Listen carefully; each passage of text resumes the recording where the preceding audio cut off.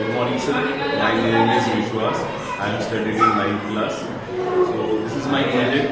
My project is about the reflection and the refraction of light. So this is my first module. This is the plane mirror that I have. Hindi में। तो ये plane mirror के बारे में है। जैसे कि हमें पता है कि मिरर पे अगर लाइट गिरती है तो टकरा के वापस आती है। बस वही मेरे प्रोजेक्ट में दिखा रहे हैं कि ये जो इंसिडेंट लाइट है, देखिए ये लाइट मिरर तक आई और फिर इस मिरर को परपेंडिकुलर मैंने एक नॉर्मल दिखाया है रेड कलर का। जैसे ही लाइट टकराई मिरर को वैसे ही वो टकरा के रिटर्न आ रही है, यानी रिफ्लेक्शन हो रहा है। ये फिनोमेना को हम लोग रिफ्लेक्शन ऑफ लाइट बोलते हैं, जिसमें जितना एंगल क्रिएट हो रहा है नॉर्मल के साथ, एंगल ऑफ इंसिडेंट कहते हैं हम जिसे, उतना ही इक्वल एंगल ऑफ रिफ्लेक्शन होता है। ठीक है, तो ये मेरा फर्स्ट प्रोजेक्ट है रिफ्लेक्शन ऑफ एंगल के बारे में। ये दूसरा है पेरिस्कोप ऑफ लाइट। इसका यूज जनरली लोग जहाँ पे सबमरीन्स होते हैं, पनडुब्बियां जिसे बोलते हैं हम लोग, तो पनडुब्बियों में करते हैं हम लोग। ये वो पेरिस्कोप है। पेरिस्कोप में जहाँ पे हम दो मिरर का इस्तेमाल करते हैं, दो मिरर को इस तरह से रखते हैं स्लैंट पोजीशन में कि लाइट जब रिफ्लेक्ट हो तो एक मिरर से लाइट दूसरे मिरर में जाए। तो देखिए इंसिडेंट लाइट आ रही है, ये पहले मिरर को इम्पैक्ट करेगी, टकराएगी।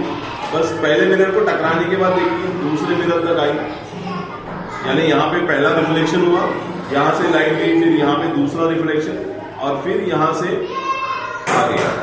So this is again the reflection of light. इसकी वजह से मैं पेरिस्कोप बना सकता हूँ।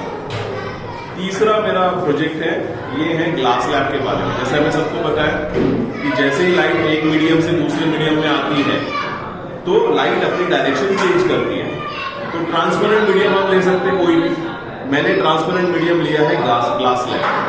तो मेरी जो लाइट है वो एयर से ग्लास लैब में एंटर होगी। जैसे ही वो लाइट एंटर होगी वो अपना डायरेक्शन स्लाइटली चेंज करेगी।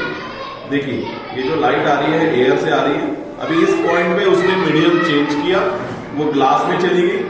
हालांकि लाइट स्ट्रेट जाना चाहिए था, बट वो थोड़ा सा स्लैंटिंग हो गई टुवर्ड्स द नॉर्मल के तरफ, तो वो थोड़ा सा डायरेक्शन चेंज हुई। फिर सीधी जा रही है क्योंकि मीडियम एक ही है। फिर इस पॉइंट पे आके फिर से मीडियम चेंज होना है, ग्लास से एयर, फिर डायरेक्शन चेंज कर दी उसने। तो ये फिनोमेना है मेरा ग्लास लैब।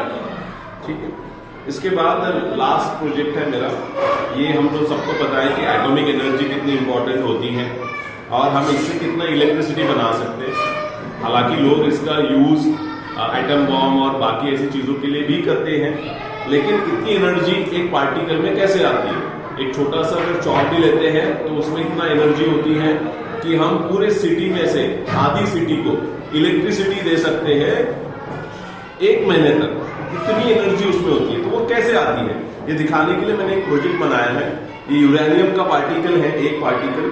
अगर इसको बम्बार्ड करें हम तो उसमें से जितनी एनर्जी निकलेगी, एक पार्टिकल से 2 पार्टिकल बनेंगे, 2 से 4, देखिए 4 से फिर 8, 8 से 16। इस तरह से एक ही पार्टिकल में से कितने तो भी पार्टिकल बार बार निकलते जाते हैं।